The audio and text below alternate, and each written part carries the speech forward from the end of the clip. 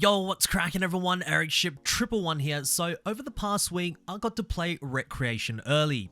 A huge shout out to THQ Nordic for providing me with a review code. Now, most of the gameplay you see in today's video were all captured on the PlayStation 5 and not the PC press build where everything was unlocked. Now, this game will also be available on the Xbox Series console as well as the PC. Now, by the time you have stumbled across this review or my initial impressions, Recreation should already be available for everyone to play. But what did I actually think about Recreation? Is it any good?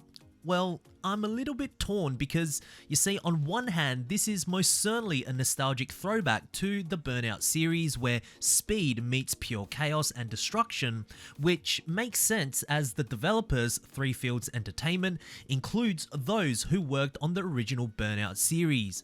But on the other hand, it's also trying to reinvent itself by adding an additional layer of gameplay, giving players the freedom to build whatever they want, create and share new custom events in an open style sandbox, and what you end up with is a racing game that's very ambitious, fun, but sometimes empty, which doesn't really surprise me as only around 10 developers worked on this title.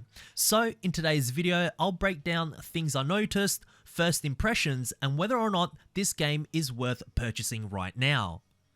So, in the beginning, you'll be introduced to what I like to call as the initial drive, a phrase taken directly from the Forza Horizon series, and here the game teases you with this huge skytrack featuring loops, jumps, and immediately you get the sense that, okay, even though the gameplay right now, from the way the cars drive to the encouraged destruction, even the boost bar on the bottom left, all feel very Burnout-like.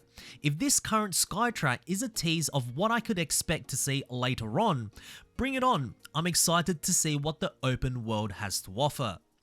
Unfortunately, after that exciting introduction, the initial thrill of exploring the open world quickly begins to fade away. You see, as you start driving from one event to another, it becomes very clear that much of the map is made up of the same scenery with lots of trees, sand, grass, and the occasional rock walls. Now yes, there is some variation in elevation, but considering the map spans over 400 square kilometers, which is far bigger than any map in Forza Horizon 5, I expected to see more of those dramatic skytracks teased from the initial drive, scattered across the landscape, inviting me to check it out. Instead, most of the environment feels repetitive with winding ribbons of roads surrounded by empty terrains. There are no notable landmarks, no suburban areas, not even a small city to break up the vast openness. The only points of interest you will find are petrol stations which act as damage repair drive-thrus, billboards and gates to destroy, and parking lots which act as fast travel points, as well as where all the vehicles you have unlocked can be found. And that's where the sense of discovery starts to fall flat.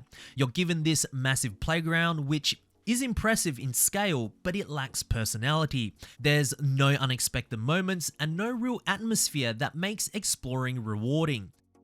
Now, perhaps this was intentionally done by design to encourage players to start building their own world because, after all, Recreation does market itself as a sandbox game too.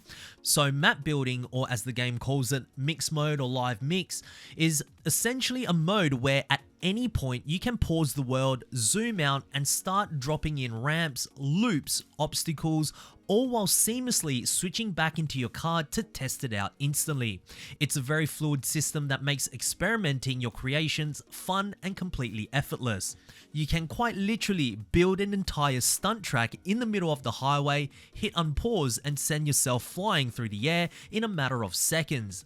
It's very fun. However, the biggest issue here is, let's say after a couple of single player races, you want to start building a world a bit like the initial drive or the trailers you have seen. Well, you can't, because in order to unlock all of these live mix props, you must smash these tool icons that are placed all over the map. And when there's a total of 147 of these icons to find, that's a lot of exploring you must do on a rather bland map. Now look, I'm all for finding collectibles, but had the map been more alive or had more variety in its scenery, I probably wouldn't have minded driving around to find these icons. But because so much of the map looks and feels the same, it starts becoming more like a chore. You ironically end up spending more time searching for tool icons than actually using the creative tools themselves. But once you do unlock all of the props, that's when Live Mix comes to life.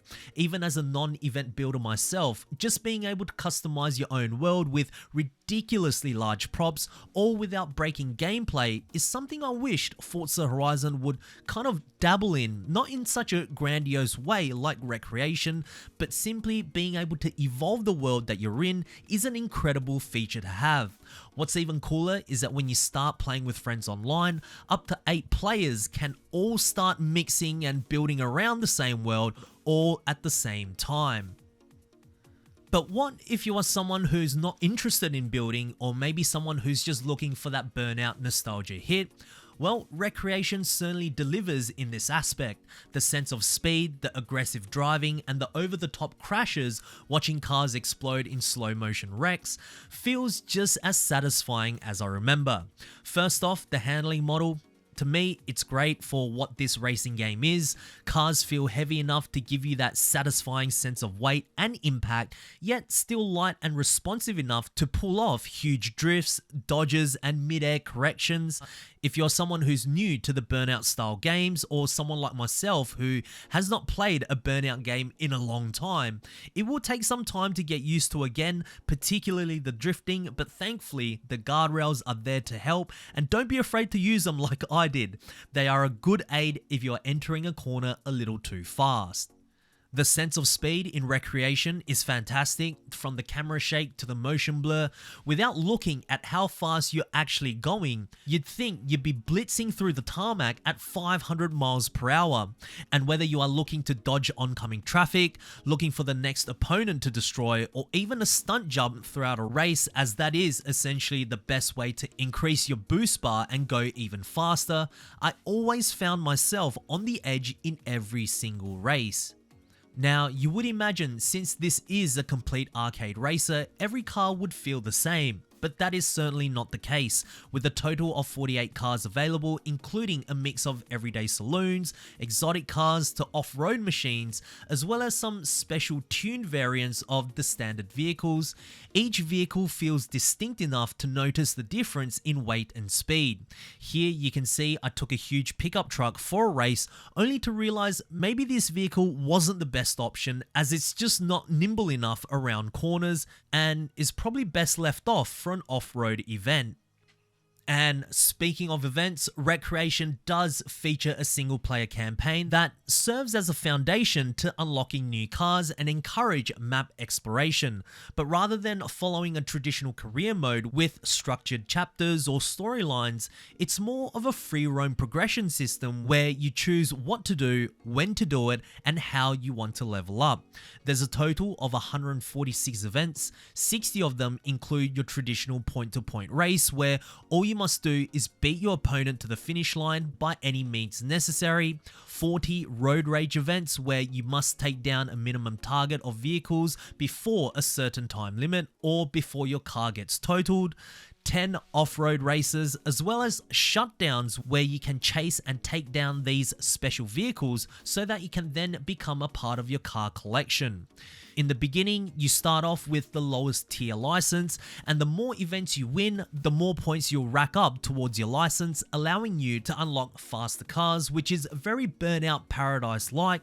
But I did notice after a while, with the map already lacking in diversity and only having 2 real different types of events to do, I did feel like the single story campaign started feeling repetitive. A bit like finding the live mix props out in free roam, progression eventually became more like a chore again. When it comes to car customizations or mix my car, don't expect a very robust upgrading system, as the only things you can change are mainly aesthetics, such as the color of your vehicle, wheels, license plates, as well as the sound of the engine, which I did find to not work, as after an event or two, the engine sound would simply revert back to its original. Now, if you do find that the world is a little bit bland, you can mix the time, mix the weather, or even mix the traffic to keep free roam and your events a little more exciting, all in real time. Don't be fooled though, there is a blizzard option in this game, and well, the roads become very slippery, so please take some precautions while choosing this option. Overall, Recreation to me is best described as a game with two identities. On one hand, it's a nice little callback to the Burnout series. It's easily a spiritual successor to Burnout Paradise, but on the other hand, it's also trying to be this sandbox racer with a creative element to it, which in turn ends up dividing the player base at the cost of certain features perhaps being underwhelming. If you're someone who is not interested in building, then Recreation does give you that Burnout nostalgia, but at the cost of perhaps the map being rather bland or the campaign being quite bare. While on the other hand, if you love creating, then this game is certainly for you, especially once all of the props have been unlocked.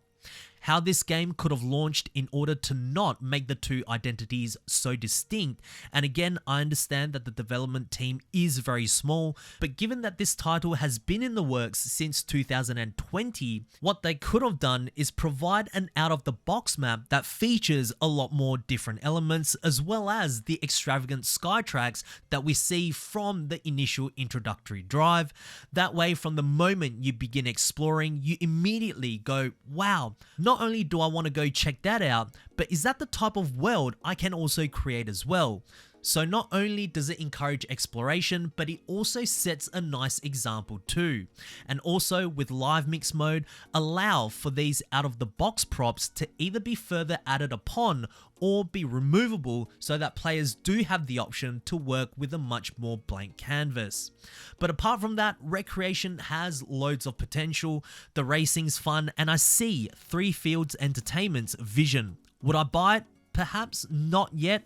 The team has revealed that there's a roadmap in the works featuring many future updates. I will keep my eyes very closely on this title, but anyways, what do you guys think about Recreation? Have you guys played it? If so, share us your thoughts down in the comment section below, as I do read all of your comments. If you guys did enjoy today's video, please make sure to smash the thumbs up button, as it really does help me out, and I hope to see you guys in the next video. Peace.